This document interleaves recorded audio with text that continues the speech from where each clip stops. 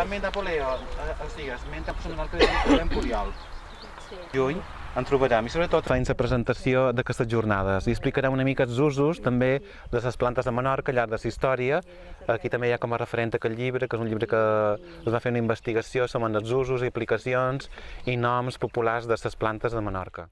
L'estepra negra, bé, s'emprava per moltes coses antigament, avui en dia té altres usos, perquè antes s'emprava bullida amb vi per escops, per fer cataplasmes per escops. Però bueno, com que el que farem amb aquesta herba, ara és com que comentava que se descobreixen aplicacions noves, s'empra molt per regenerant de pell, per anti-aging, aquesta paraula moderna que hi ha.